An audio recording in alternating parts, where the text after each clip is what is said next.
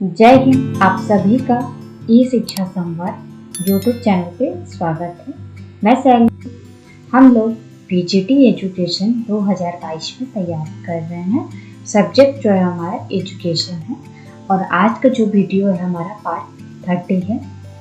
और आज हम लोग पढ़ेंगे संस्कृत आयोग 1956, 57 और राष्ट्रीय शिक्षा नीति 1968 और राष्ट्रीय शिक्षा नीति 1979 के बारे में। इसके पिछली वाली वीडियो में हम लोगों ने 29 वीडियो में शिक्षा आयोग, जिसे हम कोठारी आयोग भी कहते हैं, इसके बारे में हमने चर्चा किया था। आप वीडियो को जरूर देखिएगा। और शिक्षा आयोग जो है हमने 2 पार्ट वीडियो में बनाए हैं, पार्ट 1, पार्ट 2। तो आप उसे जाकर के जरूर देखिएगा, तभी आप लोगों को पता चलेगा कि जाने क्यों कहते हैं शिक्षा की गीता कोठारी आयोग को। तो अगर आपको हमारी ये वीडियो अच्छी लगे तो आप हमें कमेंट करके भी जरूर बताइएगा और आप हमारे चैनल को सब्सक्राइब करेगा और बेल आइकन को जरूर दबाइएगा ताकि आपको अगली वीडियो की नोटिफिकेशन तुरंत मिल जाए। और जिन लोगों को रेगुलर वे में क्लासेस करनी है वो मनोज सर के नंबर पे जरूर संपर्क करें। आपको जो भी डाउट्स हो आप कमेंट करके पूछ सकते हैं। तो चलिए आज हम लोग चर्चा करते हैं संस्कृत आयोग राष्ट्रीय शिक्षा नीति के बारे में और राष्ट्रीय शिक्षा नीति 1979 के बारे में। टॉपिक की तरफ चलते हैं। पहले हम बात करेंगे संस्कृत आयोग के बारे में। संस्कृत आयोग 1956, 57 में आया है। उस समय वर्तमान भारत में संस्कृत शिक्षा पर प्रकाश डालने के लिए भारत सरकार ने अक्टूबर 1956 में संस्कृत आयोग का गठन किया था। संस्कृत आयोग का गठन कब हुआ था? तो 1956 में हुआ था। आप लोग डेट को जरूर नोट करिए क्योंकि एग्जाम में पूछे जाते हैं सारे। इस आयोग के अध्यक्ष डॉक्टर सुनीति कुमार चटर्जी थे। इनके साथ अन्य सदस्य भी थे। आयोग के अध्यक्ष कौन थे? तो डॉक्टर सुनीति कुमार चटर्जी थे। संस्कृत भाषा शिक्षण, उपयोग तथा संरक्षण के विभिन्न पक्षों पर विचार विमर्श करने के लिए डॉक्टर सुनीति कुमार चटर्जी की अध्यक्षता में गठित इस आयोग को निम्नलिखित दो प्रमुख कार्य सौंपे गए, जो इस प्रकार है। विश्वविद्यालय तथा अन्य संस्थानों में संस्कृत शिक्षा के लिए उपलब्ध सुविधाओं का सर्वेक्षण करके और उनके अनुसंधान सहित संस्कृत के अध्ययन को बढ़ावा देने के लिए प्रस्ताव देना। आधुनिक शिक्षा में उपयोगी रूप से समाहित किए जा सकने वाली विशेषताओं को जानने की दृष्टि से संस्कृत शिक्षा की परंपरागत प्रणाली का निरीक्षण करना। संस्कृत आयोग ने भारत सरकार के सामने अपना प्रतिवेदन नवंबर 1957 में प्रस्तुत किया, जिनमें 6 शीर्षक बताए गए हैं। चलिए देखते कौन कौन से शीर्षक हैं। संस्कृत शिक्षा, संस्कृत शिक्षण, संस्कृत अनुसंधान, पांडुलिपियां, संस्कृत विश्वविद्यालय और सामान्य। तो ये छह प्रस्तुत किए जाने वाले शीर्षक बताए गए हैं। पहला संस्कृत शिक्षा, दूसरा है संस्कृत शिक्षण, तीसरा संस्कृत अनुसंधान, चौथा पांडुलिपियां, पांचवा संस्कृत विशेषताएं और चौथा सामान्य के अंतर्गत संस्कृतियां प्रस्तुत की गई थी। इस आयोग के द्वारा कुछ महत्वपूर्ण सुझाव इस प्रकार हैं। चलिए देखते हैं कौन कौन से सुझाव हैं। सभी विश्वविद्यालय में अनिवार्य रूप से संस्कृत शिक्षण की व्यवस्था की जानी चाहिए। इस स्तर पर हिंदी को चतुर्थ भाषा के रूप में न पढ़ा कर मातृभाषा का संस्कृत के ज्ञान के आधार पर कॉलेज स्तर पर पढ़ाया जाना चाहिए। मतलब हिंदी को चौथे स्थान पर न रख करके उसे मातृभाषा का संस्कृत के ज्ञान के आधार पर कॉलेज स्तर पर पढ़ाया जाना चाहिए। भारत में कई विश्वविद्यालय ऐसे नहीं होना चाहिए जहां पर संस्कृत विभाग अथवा संस्कृत पीठ ना हो। मतलब कि भारत में कोई ऐसा विश्वविद्यालय नहीं होना चाहिए जहां पर संस्कृत विभाग या संस्कृत पीठ ना होना, मतलब कि संस्कृत पाठशाला ना हो। भारत सरकार को केंद्रीय भारतीय अध्ययन संस्थान स्थापित करना चाहिए। अब हम बात करेंगे राष्ट्रीय शिक्षा नीति 1968 के बारे में। National education policy 1968। कोठारी आयोग 1964-66 ने 29 जून 1966 में अपनी रिपोर्ट भारत सरकार के सामने प्रस्तुत किया। कब प्रस्तुत किया है कोठारी आयोग ने? 29 जून 1966 में प्रस्तुत किया था रिपोर्ट।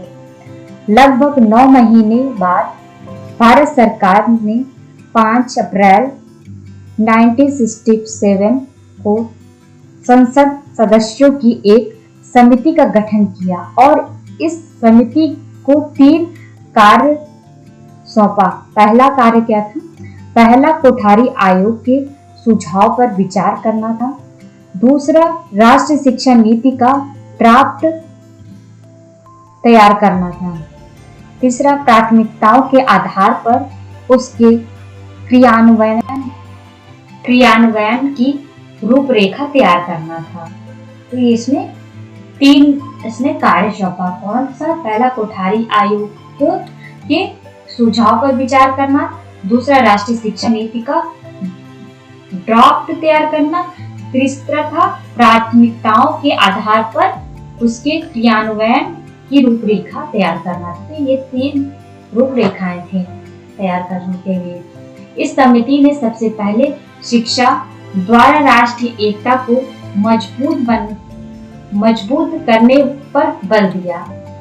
इसके बाद सामाजिक समानता की प्राप्ति के लिए आयोग द्वारा प्रस्तावित समान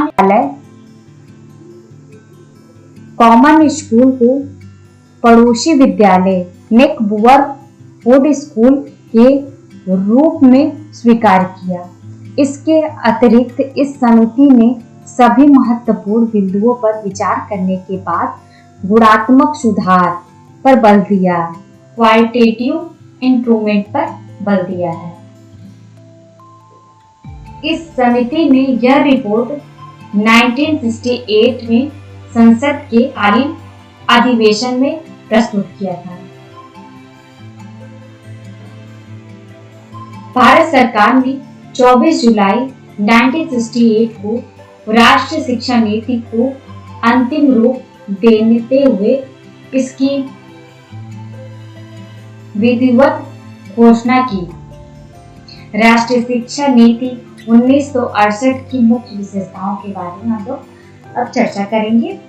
शिक्षा राष्ट्रीय महत्व का विषय है। शिक्षा की व्यवस्था केंद्र एवं राज्य सरकारों का संयुक्त उत्तरदायित्व है। शिक्षा पर केंद्रीय बजट का 6% खर्च किया जाएगा। कितने परसेंट? 6% खर्च किया जाएगा। संपूर्ण देश के लिए 10+2+3 शिक्षा संरचना लागू की जाएगी। प्रथम 10 वर्षीय शिक्षा के लिए आधारभूत पाठ्यचर्या कोर करिकुलम तैयार की जाएगी। +2 पर स्थान विषय की आवश्यकताओं अनुसार निश्चित की जाएगी। स्तर पर 50% छात्रों को व्यावसायिक शिक्षा की ओर मोड़ने पर प्रयास किया जाएगा। स्नातक पाठ्यक्रम 3 वर्ष का होगा। प्राथमिक शिक्षा को अनिवार्य एवं निःशुल्क रूप में लागू किया जाएगा। लक्ष्य को 10 वर्ष के अंदर अर्थात 1978 तक प्राप्त किया जाएगा। माध्यमिक स्तर पर त्रिभाषा सूत्र लागू किया जाएगा। माध्यमिक स्तर पर त्रिभाषा सूत्र लागू किया जाएगा। परीक्षा प्रणाली में सुधार किया जाएगा। शिक्षकों के स्तर और शिक्षक प्रशिक्षण में सुधार किया जाएगा। प्रौढ़ शिक्षा कार्यक्रमों को गति प्रदान की जाएगी। शैक्षिक अवसरों की समानता को लागू किया जाएगा। हम बात करें राष्ट्रीय शिक्षा नीति 1979 के बारे में। राष्ट्रीय शिक्षा नीति 1968 की मूल भावना के अनुकूल पूरे देश में शिक्षा नीति नहीं लागू हो पाई। प्राथमिक शिक्षा के सार्वभौमिकरण और माध्यमिक शिक्षा के प्रसार के लिए भी कुछ कदम बढ़ाए गए थे, परंतु इस सब की गति बहुत धीमी थी। तत्कालीन प्रधानमंत्री श्रीमती इंदिरा गांधी ने इस शिक्षा नीति को ईमानदारी से लागू करने के लिए अनेक बार बल दिया, परंतु धन की कमी के कारण प्रांतीय सरकारों इसे पूरी तरह से लागू नहीं कर सके। तभी मोरारजी देसाई प्रधानमंत्री बने। सत्ता संभालने के कुछ दिन बाद ही मोरारजी ने 10+2+3 के स्थान पर 8+4+2 की बात कही और प्रथम 8 वर्षीय शिक्षा को अनिवार्य एवं निःशुल्क करने की बात कही। जनता दल के सांसद पहली बार सत्ता में आए थे और उन्होंने प्राथमिक शिक्षा पर सार्वभौमिकरण के लिए आवाज उठानी शुरू की। तभी तत्कालीन केंद्रीय शिक्षा मंत्री श्री आपचंद्र ने शिक्षाविदों और सांसद सदस्यों के सहयोग से नई शिक्षा नीति तैयार की और अप्रैल 1979 में उनकी घोषणा कर दी। शिक्षा नीति 1979 की विशेषताएं के बारे में हम लोग चर्चा करेंगे। शिक्षा की केंद्र और राज्य सरकारों का संयुक्त उत्तरदायित्व होगा। संपूर्ण देश में 8+4+3 शिक्षा संरचना लागू की जाएगी। प्राथमिक शिक्षा की अवधि 8 वर्ष, माध्यमिक शिक्षा की अवधि 4 वर्ष और स्नातक पाठ्यक्रम की अवधि 3 वर्ष होगी। अनिवार्य एवं निःशुल्क प्राथमिक शिक्षा के लक्ष्य की प्राप्ति की जाएगी। प्रथम 8 वर्षीय अनिवार्य एवं निःशुल्क शिक्षा की व्यवस्था को प्रथम प्राथमिकता दी जाएगी।